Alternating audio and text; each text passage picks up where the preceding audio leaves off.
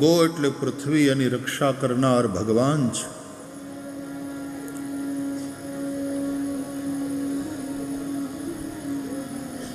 જગતપતિ પાતિ ઇતિ પતિ, જે રક્ષા કરે તે પતિ. જગતની રક્ષા કરે છે માટે જગતપતિ.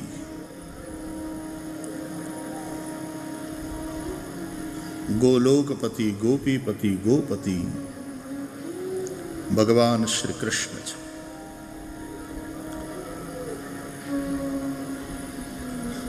તો પૃથ્વી વિષ્ણુ પત્ની છે. ગો એટલે પૃથ્વી, ગો એટલે ધરતી, એની રક્ષા કરવા માટે ભગવાન અવતર્યા.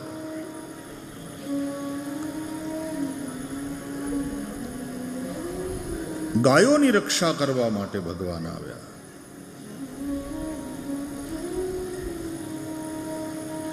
ભગવાને ગોપાલન કર્યું છે.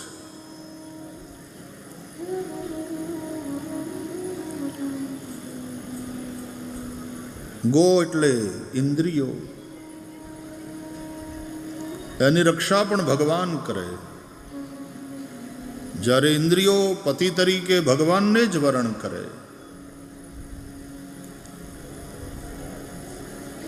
આંખ જો શ્રી કૃષ્ણનું વરણ કરે તો પછી આંખ શ્રી કૃષ્ણને જ જુએ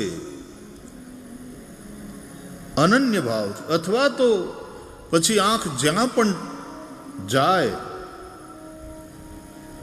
એ રૂપમાં એને શ્રી કૃષ્ણનો જ અનુભવ થાય. કૃષ્ણમયી દ્રષ્ટિ. જ્યાં જ્યાં નજર મારી ઠરે યાદી ભરી ત્યાં આપની.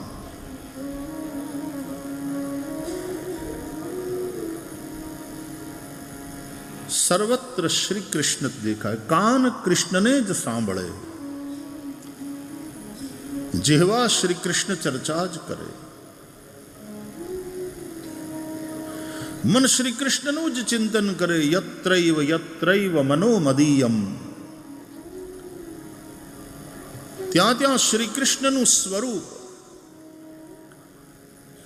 જ્યાં જ્યાં મારું મસ્તક ત્યાં ત્યાં ચરણદ્વયોસ્તે, હે નાથ ત્યાં આપના ચરણારવિંદ. મારું મસ્તક સદૈવ એ ચરણારવિંદમાં જ ઝૂકે. શ્રી કૃષ્ણ ગાયોને ચારવા જાય, ઘાસ ચરવા જાય. ગાયો એ ઘાસ છે ને, એ ઇન્દ્રિયોના વિષયો છે. ગાયો એટલે ઇન્દ્રિયો. આંખ સવાર પડે, આંખ ઉઘડે, માણસ જાગે એટલે આંખ રૂપનો ચારો ચરવા નીકળે. આંખ રૂપી ગાય. કાન શબ્દનો ચારો ચરવા નીકળે, શ્રોત્રેન્દ્રિય.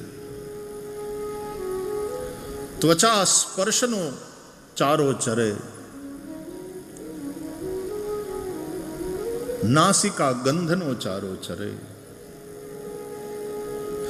વિષયો એ ઇન્દ્રિયોનો ચારો છે. ઇન્દ્રિયો ગાયો, ગો એટલે ઇન્દ્રિયો, આવો પણ અર્થ છે. પણ કૃષ્ણ વગરની જો ચરવા જશે ને સંસારમાં ફરવા જશે,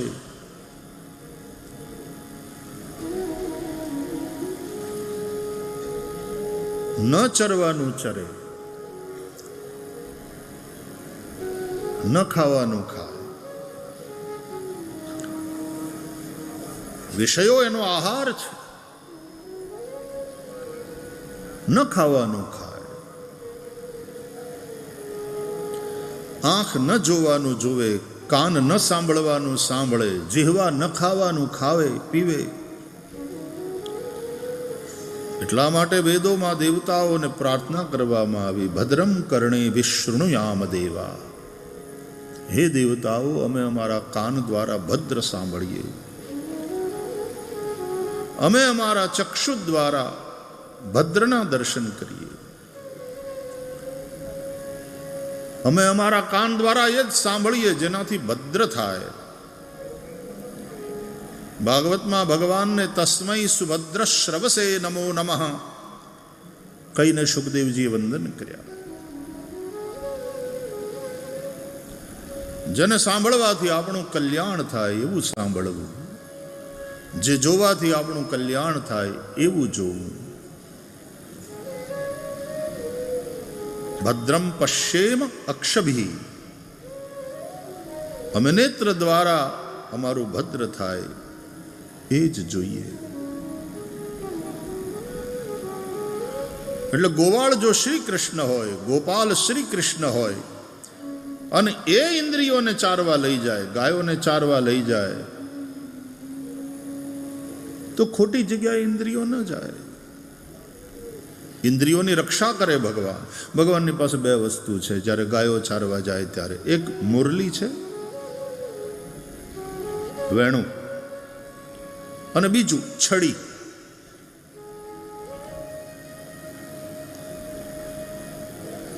આચાર્યો, સંપ્રદાયના આચાર્યો એના ભાવ અનુસાર એ વેણુના રૂપે શિવજી સાથે છે અને છડીના રૂપે બ્રહ્માજી સાથે છે.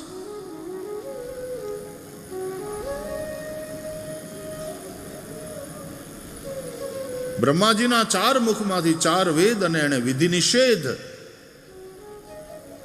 વિધિ છે ને બ્રહ્મા, એટલે વિધિ નિષેધનું નિરૂપણ કર્યું કે આ કરાય, આ ન કરાય.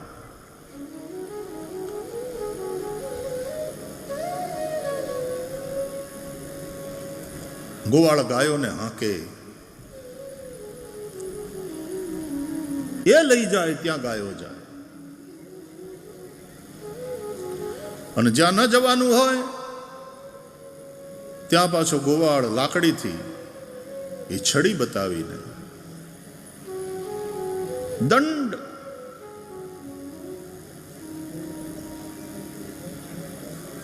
રોકે.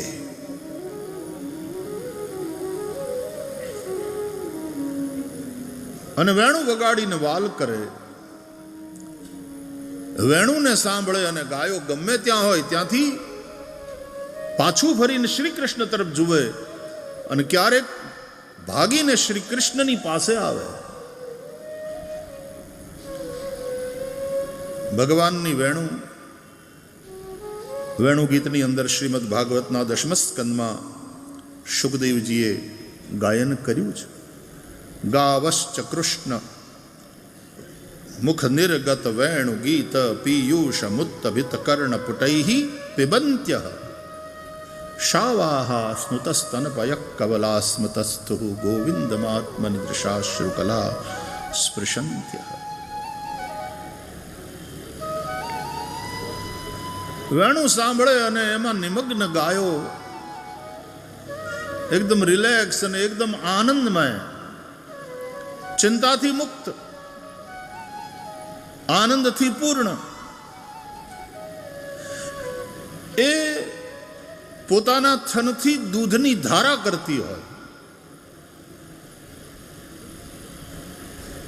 દોવી ન પડે, દૂધ એની મેળે ગાય આપે. હજારો હજારો ગાયોના થનમાંથી શ્રી કૃષ્ણની વેણુ સાંભળીને સહજ વહેતી દૂધની ધારા એક નદી બની જાય છે. દૂધની ધવલ ધારા, એનો એક પ્રવાહ, એ નદી અને યમુનામાં ભળી જાય તો યમુનાના શ્યામ વારી ઉપર પછી એ ધવલ ધારાનો એક પટ્ટો એવો આમ ફેલાઈ જાય કે એવું લાગે કે યમુના મહારાણીએ રેશમી સફેદ સાડી પહેરી છે.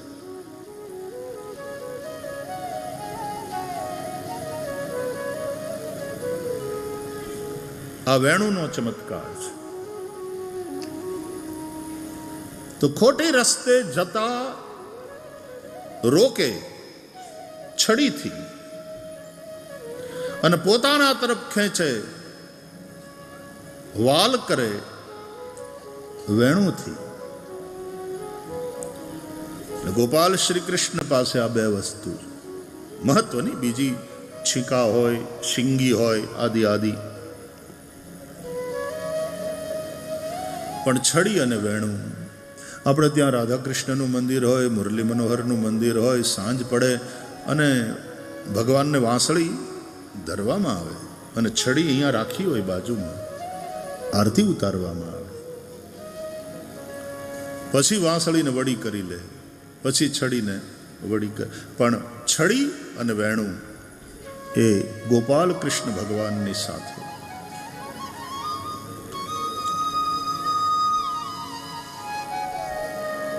એક ભાવ એવો પણ છે કે આ વેણું છે એ રાધાજી છે. દિવસ દરમિયાન વેણુના રૂપમાં શ્રી રાધિકાજી ભગવાનની સાથે રહે છે.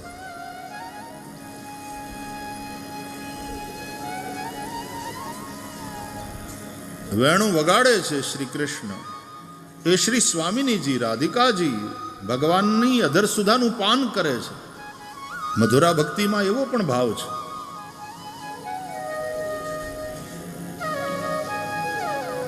ગોપીઓ કહે છે ને, વિતર વીર નસ્તે ધરામૃતમ, તે અધરામૃતમ વિતર.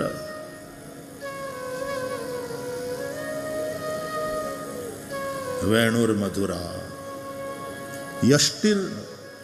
વેણુ મધુર છે જેની યષ્ટિ મધુર છે. માં વાલ કરે ને છોકરાઓને તો એ પણ એમાં એક મધુરતા હોય. અને માં આંખ કાઢે, માં ગુસ્સો કરે, બાળક રડી પડે એની આંખમાંથી ડબ ડબ આંસુડા વયા જતા હોય, પણ એ દ્રશ્ય પણ મધુર છે. માનો ગુસ્સો મધુર છે, માનું નારાજ થવું મધુર છે, માનું રાજી થવું, બાળકને વાલ કરવું મધુર છે. ભગવાનની વેણું મધુર, ભગવાનની યષ્ટિ મધુર. દંડ પણ મધુર છે. એટલે આને દંડ કહેવાય, દંડો. અને આમ પણ દંડ, જે ઉદ્દંડ હોય એને દંડની જરૂર પડે સીધે રસ્તે ચલાવવા માટે. દંડ.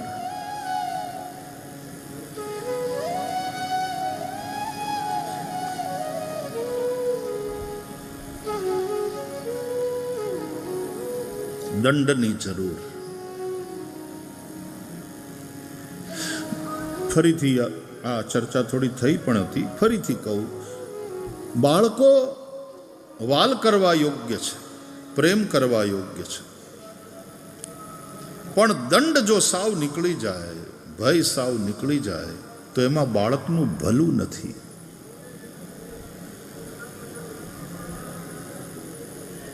માતા પિતા દંડ આપે, ખીજાય, જ્યાં ઠપકો આપવાનો, મોટા થયા પછી ઠપકો અપાય, એ પેલા ખીજાય, દંડ.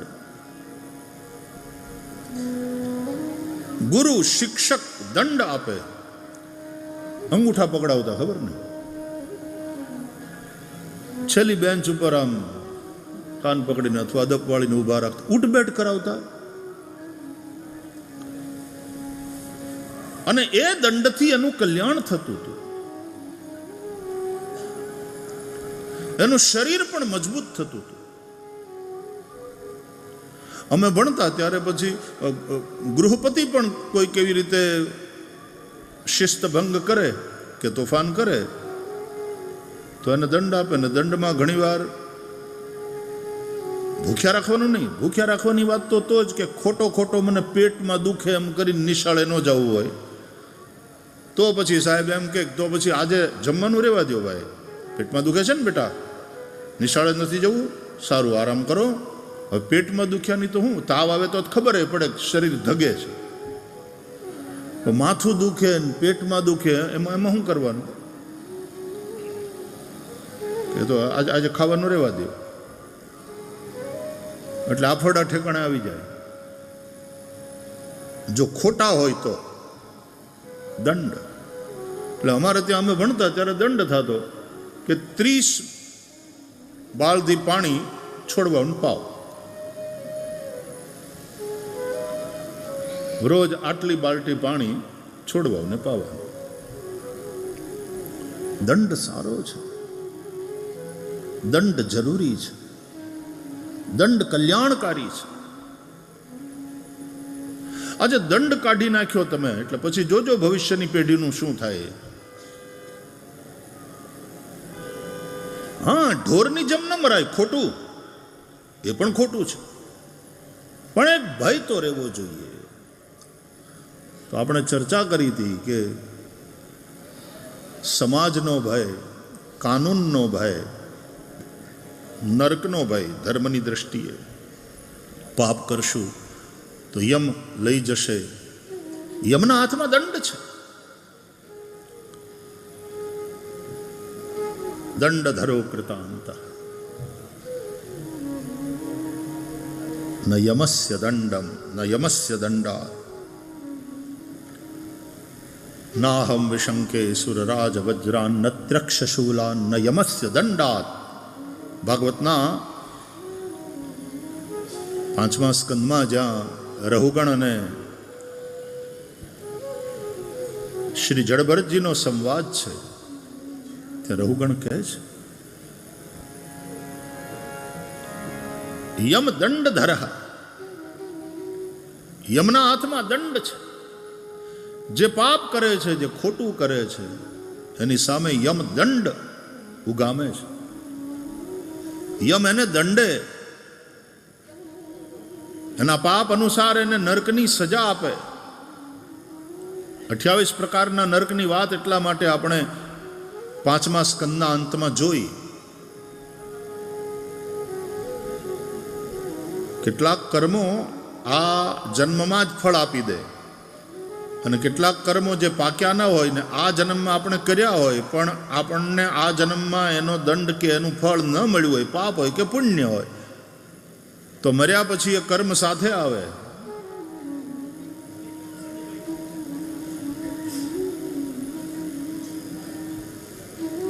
આમ જુએ તો માણસ ખાલી હાથે આવે છે, ખાલી હાથે જાય છે, કશું લઈને આવતો નથી ને કશું લઈને જતો નથી. પણ બીજી રીતે જોઈએ તો ખાલી આવતોય નથી ને ખાલી જાતોય નથી. આવે છે પ્રારબ્ધ લઈને, પ્રારબ્ધને ભોગવવા માટે આવ્યો છે આ શરીરમાં, અને જાય છે પોતાના કર્મોને સાથે લઈને. સેંકડોના ટોળામાંથી વાછરું એની માં ગાયને ગોતી લે.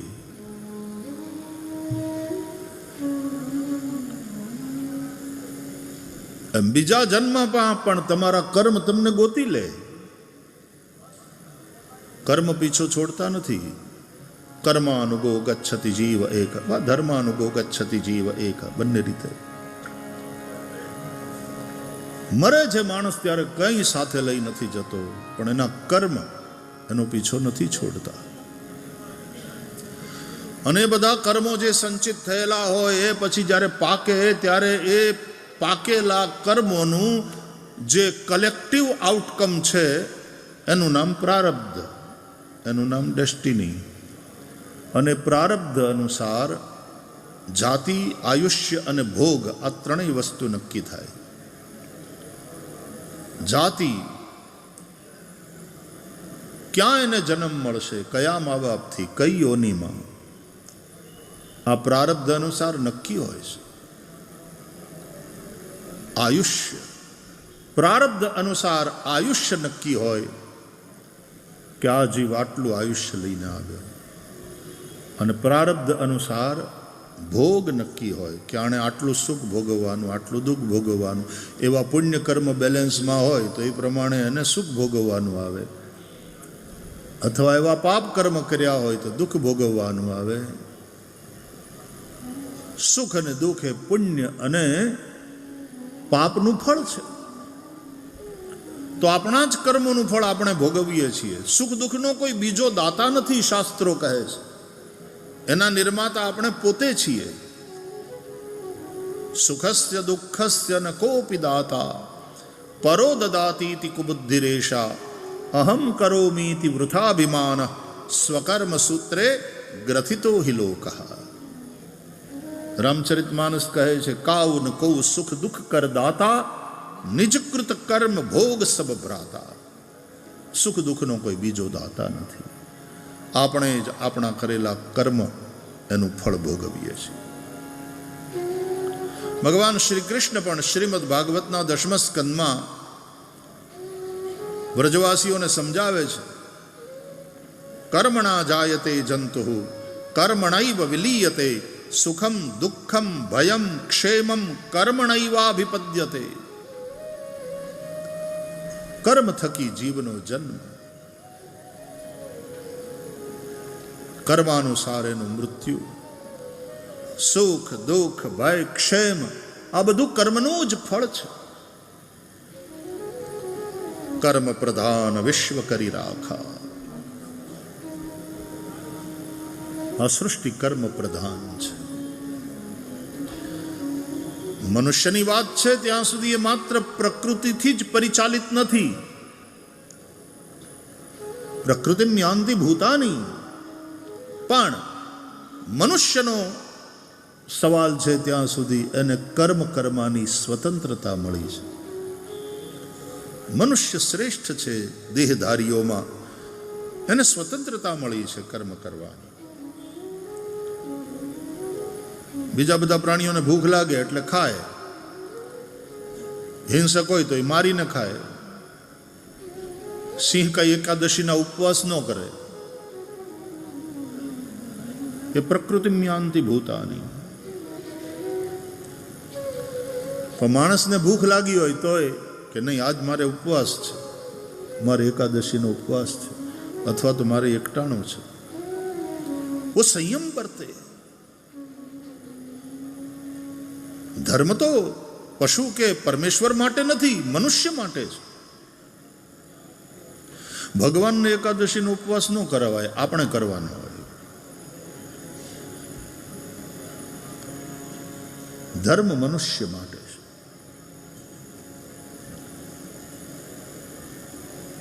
તો કર્મ કરવાની સ્વતંત્રતા મનુષ્યને છે. અને તેથી જ ભગવાને ગીતામાં કહ્યું, કર્મણ્યેવાધિકારસ્તે મા ફલેષુ કદાચન. અહીંયા એવ શબ્દ બહુ મહત્વનો છે. કર્મણિ એવ તે અધિકાર. ત્યાં અધિકારનો અર્થ સ્વતંત્રતા એવો કર્યો. કર્મ કરવામાં તું સ્વતંત્ર છે, પણ કર્મણિ એવ, કર્મ કરવામાં જ. જેવા કર્મ કરશે તેનું તેવું ફળ મળશે, અને એ ફળ ભોગવવા માટે તું બંધાયેલો છે.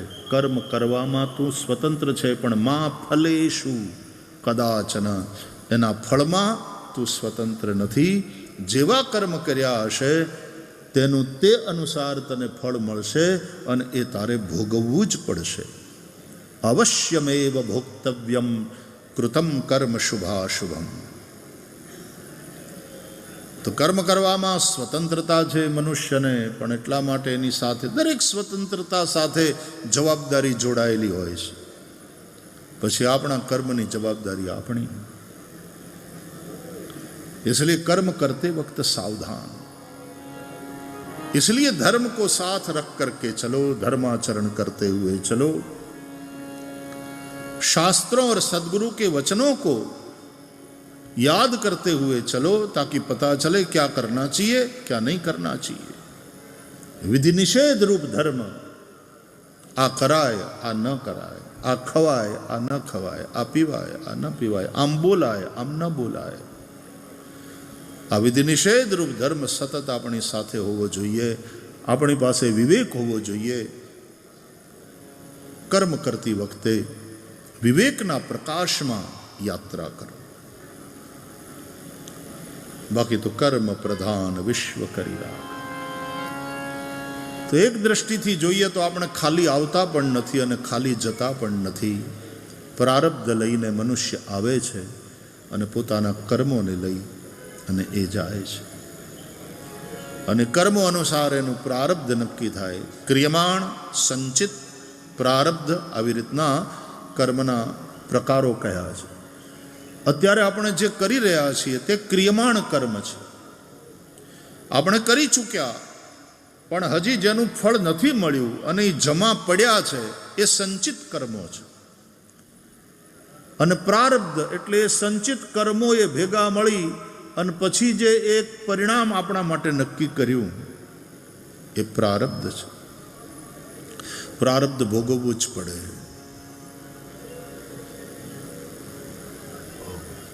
સંચિત એટલે ભાથામાં પડેલા બાણ. ક્રિયમાણ ધનુષ્યના ઉપર ચડાવેલું બાણ.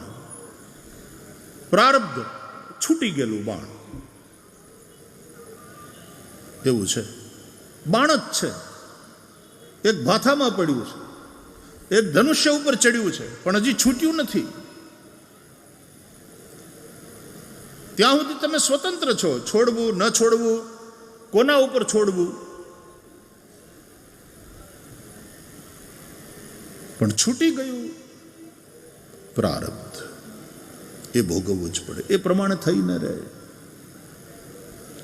જ્ઞાની મુક્ત એટલા માટે થાય છે કે આ ત્રણેય પ્રકારના કર્મથી એ છૂટે છે.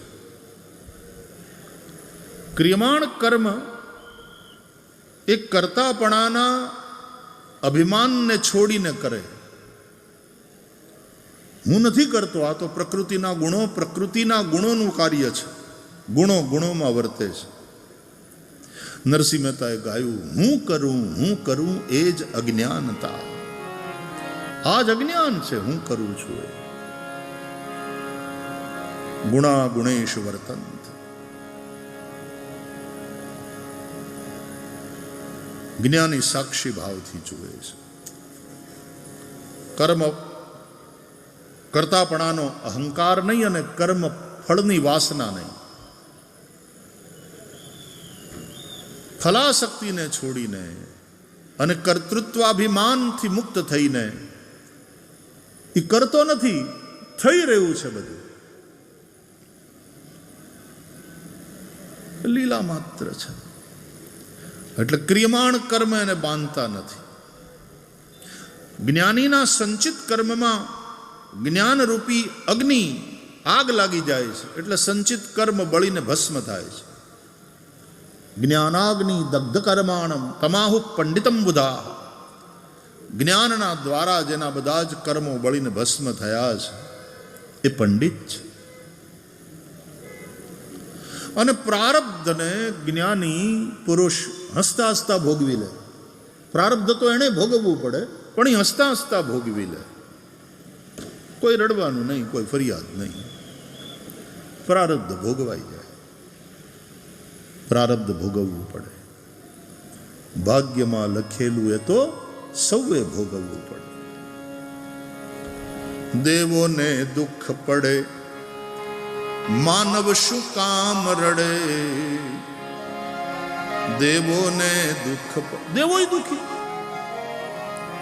દેવોને દુઃખ પડે, માનવ શું કામ રડે. ભાગ્યમાં લખેલું એ તો સૌએ ભોગવવું પડે. ભાગ્યમાં લખેલું એ તો સૌએ ભોગવવું પડે. અને રામ સીતા પામ્યા વનવાસ. રામ સીતા પામ્યા વનવાસ. સુખ દુઃખ તો આવે સંસારમાં. ભાવ ધરી ભજવા ભગવાન. ભાવ ધરી ભજવા ભગવાન. સુખ દુઃખ તો આવે સંસારમાં. રામને રાજા થવાનું હતું, એની જગ્યાએ વનવાસ. જનકજીએ દીકરીને સાસરે વળાવી ત્યારે એને ખબર હતી કે મારી દીકરીને વનમાં રહેવાનું આવશે. એ તો અયોધ્યાના ચક્રવર્તી રાજાને ત્યાં દીકરીને વળાવતા હતા. અને એ સીતાજી, રામને વનવાસ મળ્યો છે, સીતાજીને નહીં, પણ રામની સાથે સાથે ચાલ્યા. આ સીતાજીનું પાતિવ્રત. રામ સીતા પામ્યા. કૃષ્ણ જેલમાં જન્મે છે, જન્મતાની સાથે ભાગે છે. ટેન્શન તો જુઓ. ગોકુળમાં રહ્યા છે ત્યાં સુધી સતત કંસના હુમલા થતા રહ્યા છે. કંસ અસુરોને રાક્ષસોને મોકલતો રહ્યો છે. આમ જોઈએ તો નિરાતે ક્યાં જીવવાનું આવ્યું. પછી પાછા મથુરા આવ્યા અને કંસને માર્યો. કંસને માર્યા પછી થોડો સમય મળ્યો એટલે વળી ગુરુજીને ત્યાં ગયા ઉજ્જૈન સાંદીપનીના આશ્રમમાં ભણવા. થોડું ઘણું ભણીને આવ્યા, પણ થોડું ઘણું નહીં, થોડા ઘણા દિવસોમાં પણ ભણ્યા બધુંય. થોડા જ સમયમાં 64 કલા અને બધી વિદ્યાઓ પ્રાપ્ત કરીને ભગવાન આવ્યા. આવું ભાગવત કહે છે. રામચરિતમાનસમાં પણ તુલસીદાસજી લખે છે કે રામ લક્ષ્મણ ભરત શત્રુઘ્ન ચારે ભાઈઓ ગુરુગૃહ ગયે પઢન રઘુરાઈ તો અલ્પકાલ વિદ્યા સબ પાઈ. અલ્પ સમયમાં બધી જ વિદ્યા પ્રાપ્ત કરી લીધી, કારણ કે વેદો તો ભગવાનના સહજ શ્વાસ રૂપ છે. તસ્ય નિશ્વસિતમ વેદાહ જનકી સહજ શ્વાસ શ્રુતિચારી સો હરિ પઢે યહ કૌતુક ભારી. પણ જગતને ગુરુ શિષ્ય પરંપરાનું દર્શન કરાવવા માટે ભગવાને આવી લીલા કરી. એટલે ભણીને આવ્યા અને થોડો સમય થયો ત્યાં તો કંસને મારી નાખ્યો હતો ને, એટલે કંસનો સસરો જરાસંધ એણે હુમલા ચાલુ કર્યા મથુરા ઉપર. હખે ક્યાં બેહવા મળ્યું છે કૃષ્ણને? સતત સંઘર્ષ સંઘર્ષ સંઘર્ષ. એ 17 વાર આવ્યો સેનાને લઈને. 17 વાર સંઘર્ષ કરી યુદ્ધ કરી અને હરાવ્યો. એ 18મી વાર આવે છે. એની તૈયારી થઈ એ પહેલા તો કાળીએ બનાવ્યો. આ કથાઓ છે ભાગવતમાં. અને પછી શ્રી કૃષ્ણ આવી પરિસ્થિતિમાં મથુરા છોડે છે, માઇગ્રેટ થાય છે. અને એને એમ થયું કે હું જ્યાં સુધી મથુરા છું ત્યાં સુધી આ કંસના સસરા અને કંસના બધા સખાઓ એ હુમલા કરતા રહેશે અને સતત સંઘર્ષ, સતત યુદ્ધગ્રસ્ત જે રાષ્ટ્ર હોય એ રાષ્ટ્રનો વિકાસ ન થઈ શકે.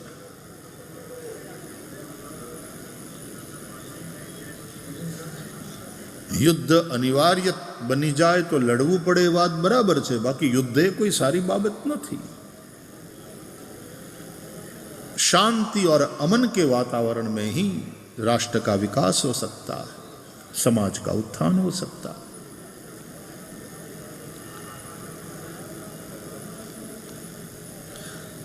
આપણે વાતો શાંતિની કરીએ પણ આમ એમ લાગે છે માણસના સ્વભાવને જોતા કે શાંતિ માણસને સદતી નથી, પેટ ચોળીને પીડા ઊભી કરે. શાંતિ જેવો આમ તો જોઈએ તો સમય જ નથી હોતો વિશ્વમાં. કાં તો યુદ્ધો થાય છે, અને જ્યારે લોકો યુદ્ધ નથી કરતા હોતા ત્યારે શું કરતા હોય છે? જ્યારે યુદ્ધ ન ચાલતું હોય તો એ શાંતિનો સમય ન કહેવાય. નહીં.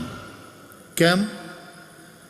કે જ્યારે યુદ્ધો નથી થતા હોતા ત્યારે લોકો યુદ્ધની તૈયારીમાં લાગેલા હોય છે. અને જ્યારે તમે યુદ્ધની તૈયારીમાં લાગેલા હોય એ પણ શાંતિનો સમય નથી.